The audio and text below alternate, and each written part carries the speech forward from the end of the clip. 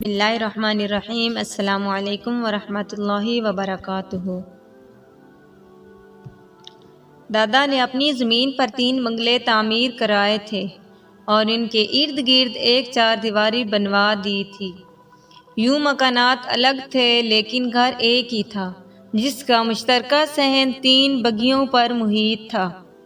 دادا کے 3 بیٹے تھے، بڑے 2 کی شادیاں ہو گئی تو ان کو اپنے احاطے میں بنے ہوئے 2 مکان رہائش کے لیے دے دیے، جبکہ تیسرے میں وہ خود قیام پذیر تھے۔ میرے والد سب سے چھوٹے بیٹے تھے اور 2 پھوپھیاں بھی ان کے ساتھ ہی رہتی تھیں۔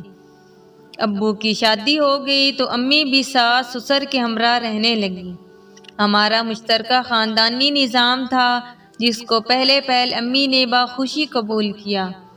ذمہ دار گھرانہ تھا اور خوشحالی تھی، لیکن ایسے گھرانوں کی الگ روایات ہوتی ہیں۔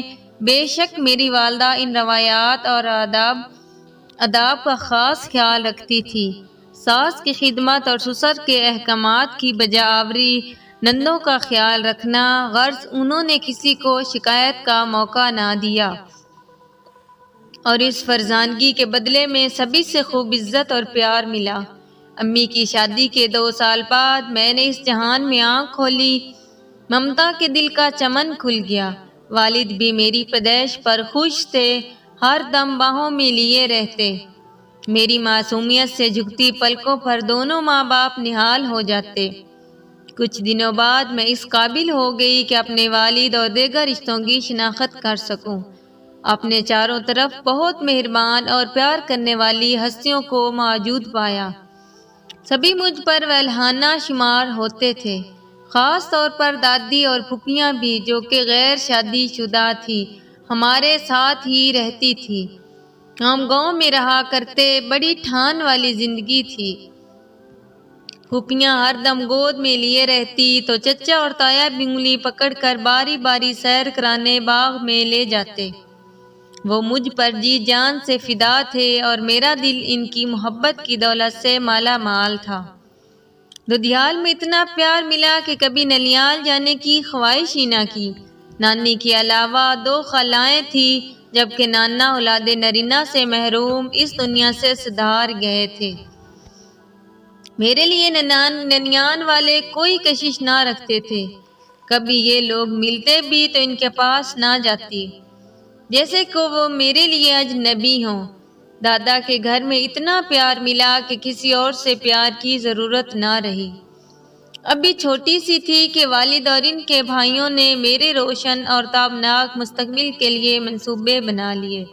وہ مجھے اعلیٰ تعلیم دلوانا چاہتے تھے، جبکہ ہمارے گاؤں میں لڑکیوں کو پڑھانے کا رجحان نہ تھا، لیکن وہ اس سیر کا انتظار کر رہے تھے جب میں پڑھ لکھ کر ڈاکٹر بن جاؤں اور خاندان کا نام روشن کروں۔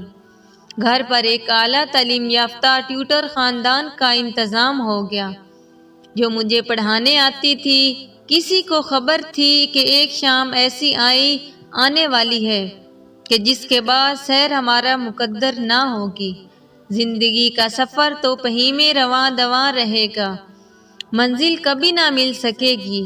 جسم روح کا تعلق تو قائم رہے گا، لیکن اس میں خوشی کی ذرا بھر رمق نہ ہوگی، اور میری ماں کی زندگی ایسے پھول کی مانند ہو جائے گی جو کھلتے تو ہیں مگر زیست کی کتاب میں مقید ہو کر رہ جاتے ہیں۔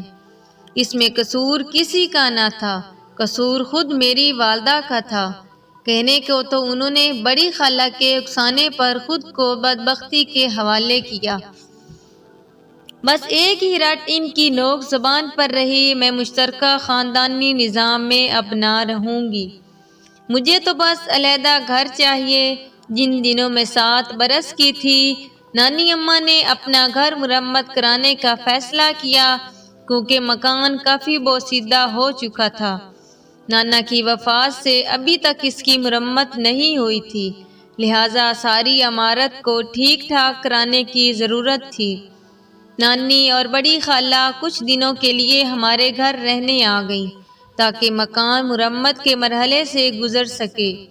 یہ لوگ پہلے بھی کبھی کبھار آتے تھے، 2-4 گھنٹے کو امی سے مل کر چلے جاتے۔ وہ امی کو اپنے گھر میں خوش و خرم پاتے تو مطمئن ہو جاتے۔ اس بار وہ زیادہ دن رہنے آئے تو ہمارے روز و شب ان پر کھل گئے۔ ہمارے خاندان کی تو روایت تھی کہ سب سے گھل مل کر رہتے تھے اور بہو کو سسرالی رشتوں کا لحاظ حفظ مراتب سے کرنا ہوتا تھا۔ والدہ یہ فرض نبھا رہی تھی، بدلے میں پیار اور تکریم پا رہی تھی۔ وہ تو خوش تھی اپنی زندگی اور طرز زندگی سے، لیکن بڑی خالہ کے لیے یہ سب کچھ اپنے اچنبھے کی بات تھی۔ انہوں نے آہستہ آہستہ امی کے کان کھانا شروع کر دیے۔ ارے بھائی، پاگل ہو تم؟ کیوں ساس کے آگے نوکرانی بنی ہوئی ہو؟ جیٹھ جٹھانیوں کے لیے اٹھ کر کھڑی ہو جاتی ہو اور خادمانوں کی طرح کورنش بجا لاتی ہو۔ نندے کوئی مہمان ہیں جو ان کے لیے پکاتی ہو؟ سسرالی رشتے دار کنبے کے کنبے آ جاتے ہیں اور ان کے لیے کھانے کا انتظام کرتے کرتے ہلکان ہو جاتی ہو۔ ارے بھائی، تم ایک آزاد اور خود مختار فرد ہو، یہ کیا سسرال والوں کی مہمانداری میں پھنسی ہوئی ہو؟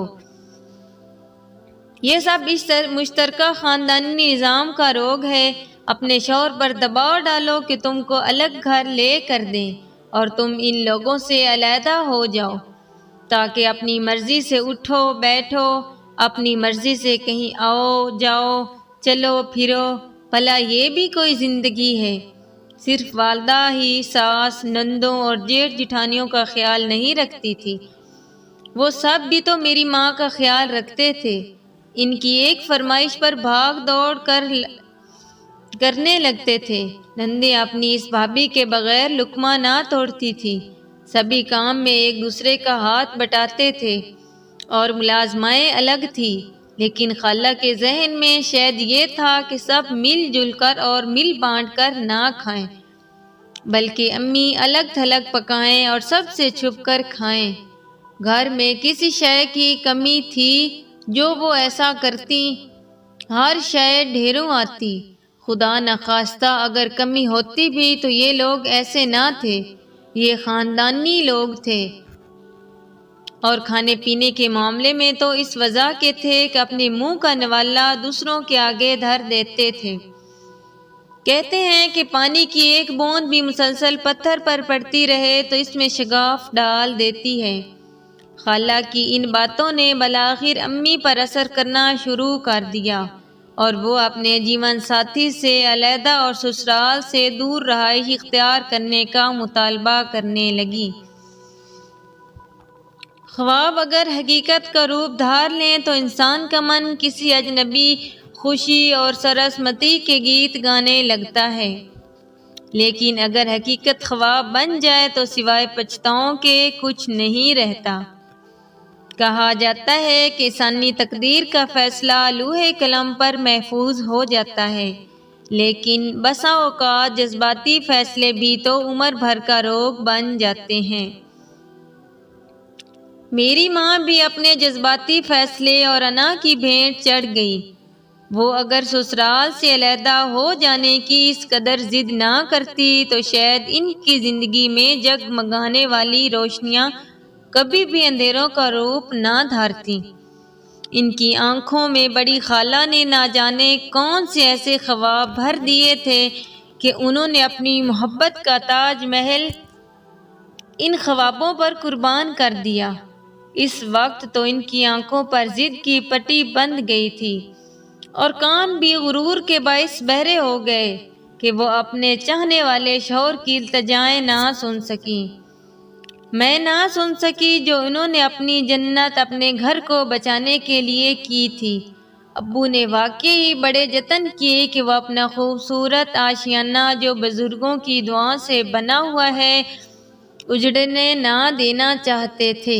یہ سب خواب دھرے رہ گئے اور وہ بڑی خالہ کے اکسانے سے گھر چھوڑ کر میکے چلی گئیں۔ ابو کی روحانی مسرتیں بھی ان کے ساتھ جاتی رہی۔ دادا دادی نے امی کو منانے کی بہت کوششیں کر لی مگر وہ نہ مانی کہ میں اب آپ کے آنگن میں نہ رہوں گی، مجھے علیحدہ گھر چاہیے۔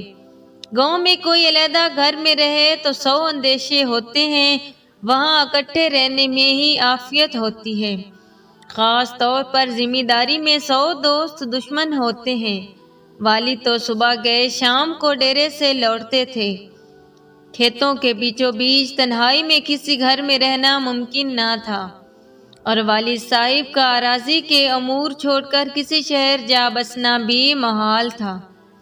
دادا دادی زندہ تھے، وہ اجازت نہ دیتے تھے کہ بیٹا بہو اور ننھی منی بچی کو لے کر شہر جا بسیں۔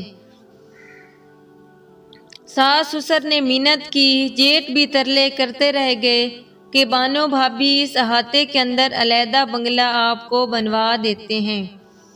بہت زمین پڑی ہے، لیکن احاطے سے باہر رہائش کی ضد نہ کیجیے، یہ آپ کے اور کسی کے بھی مفاد میں نہ ہوگا، کیونکہ ہماری زمینیں مشترکہ ہیں۔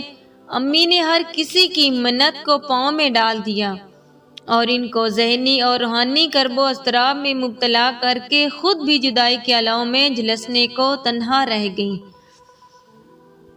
جبکہ ان کا رویہ پہلے اپنے سسرالیوں کے ساتھ قابل رشک ہوتا تھا، لیکن خالہ کے آنے کے بعد وہ اتنی بدل گئی کہ کایا ہی پلٹ گئی۔ ابو تو میری ماں کے اشارے کے غلام تھے، اپنی چاند سی بچی سے پل بھر کی جدائی برداشت نہ کر سکتے تھے۔ اگر امی اس وقت سمجھداری سے کام لیتی تو کوئی وجہ نہ تھی کہ ان کی جنت اس طرح لٹ جاتی۔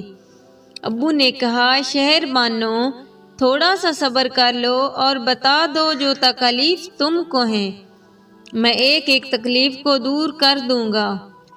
عورت کی آزادی، اس کا اپنا گھر اس کا حق ہے، ایک ایسا گھر جس کی وہ خود ملکہ ہو، سفید سیاہ کی مالک ہو، جہاں بس اس کی حکمرانی ہو، لیکن ہر بات کے لیے ایک مناسب وقت ہوتا ہے۔ امی ابو اب بہت بوڑھے ہو گئے ہیں، تم کو تھوڑے سے انتظار کی زحمت تو اٹھانا پڑے گی۔ لیکن امی نے چند ماہ میں صبر کا دامن چھوڑ دیا۔ امی میں بہت خوبیاں تھیں، لیکن ایک خامی بہت بڑی تھی کہ وہ کانوں کی کچی ثابت ہوئیں۔ خالہ نے ان کو یہ باور کرا دیا کہ جو آرام اور آسائشیں تم کو علیحدہ گھر میں میسر آ سکتی ہیں، مشترکہ خاندانی نظام میں ان کا تصور بھی نہیں کر سکتی ہو۔ لہٰذا آفاق جب تک تمہارے لیے علیحدہ گھر کا بندوبست نہیں کرتا، تم میکے میں ہی جم جاؤ۔ یوں ابو اور دادا دادی کئی بار بہو کو منانے آئے، مگر ناکام و نامراد لوٹ گئے۔ خالہ امی کو اکساتی تھی کہ ساس کو ایسا کہو ویسا کہو، نندے لینے آئے تو یوں جواب دینا، خود شوہر کے سامنے ان کی بہنوں میں کیڑے نکالنا، جبکہ دادا کے ویڑے میں تو بیٹیوں، بہوؤں اور بہنوں کی بے حد عزت کی جاتی تھی۔ یہ وہی بہنیں تو تھی جو موسم سرما کی ٹھٹھرتی یخ بستہ راتوں میں اپنے بھائیوں کی گھر واپسی کا انتظار کرتی رہتی تھی، اور جب بھائی گھر آتے تو کھانا دوبارہ گرم کر کے دیتی، ان کے لیے بستر بچھاتی۔ ایسی مونس اور غم گسار بہنوں کو بھلا کوئی بھائی کیسے برا کہہ سکتا تھا؟ یہ خون کے رشتے تھے، ماں باپ بہن بھائیوں کے، یہ پیار کی وہ مضبوط زنجیریں تھیں کہ ان کو پل میں نہیں توڑا جا سکتا تھا۔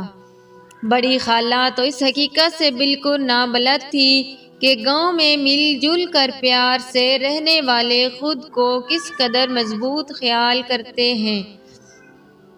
وہ نہ جانے میری ماں کو ان کے گھر کی جنت سے نکال کر مجھے اور والدہ سے کس بات کا انتقام لے رہی تھی۔ یہ وہی بہن تھی جو باپ کی وفات کے بعد اپنی ماں اور بہن کا بوجھ اٹھانے کے لیے شادی سے انکاری ہو گئی تھی۔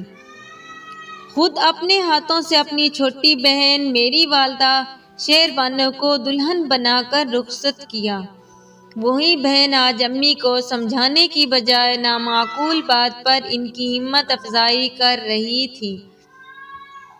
ایک غیر شادی شدہ لڑکی کو ازدواجی زندگی کے نشیب و فراز کا بھلا کیا علم ہو سکتا ہے؟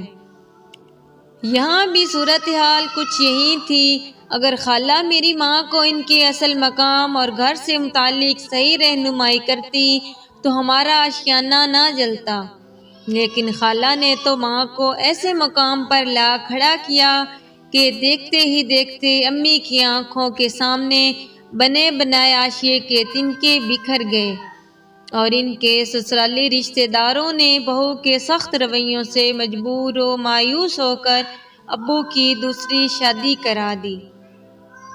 اب میری ماں کو اپنی غلطی کا احساس ہوا کہ ان کے شوہر نے ان کو منانے کے لیے کتنے جتن کیے تھے۔ ہر بار بڑی خالہ آڑے آتی رہی، بالآخر میری ماں کی قسمت میں سوتن اور طلاق لکھ دی گئی۔ وقت نے پہلو بدلا تو جوانی کی رنگین صبحیں رات کے اندھیروں کا روپ دھارنے لگی۔ امی کے بالوں میں سفید چاندنی آ گئی، اب وہ گلنے لگی، گل گل کر قسطوں کی موت مرنے لگی۔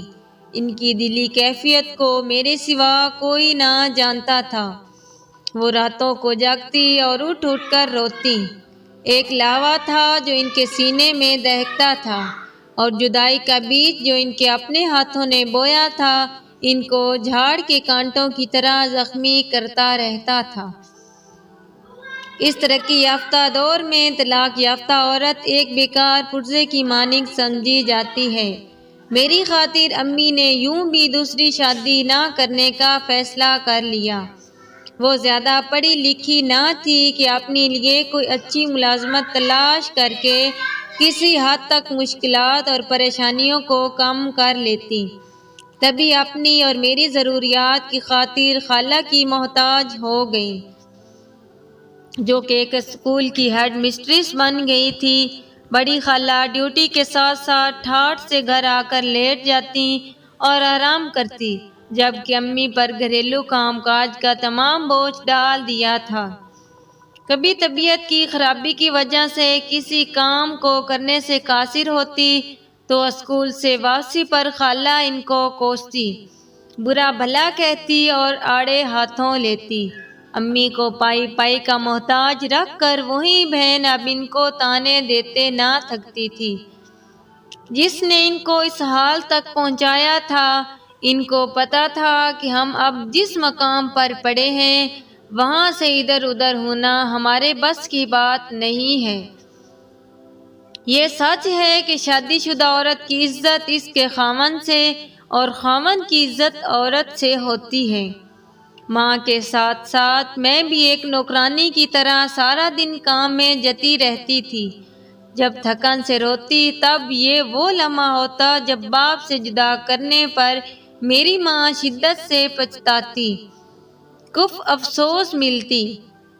اب میں باشعور ہو چکی تھی اور ہر بات کو سمجھ سکتی تھی۔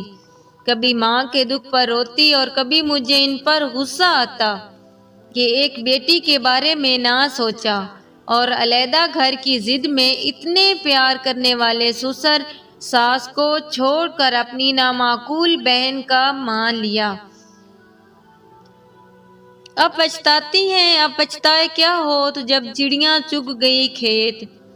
باپ زندہ تھا، میں کوڑی کوڑی کے لیے خالہ کی محتاج تھی۔ اس عمر میں تو لڑکیاں اپنی پسند کے پہناوے پہنتی ہیں اور میں ابھی تک خالہ کی اترن پہنتی تھی۔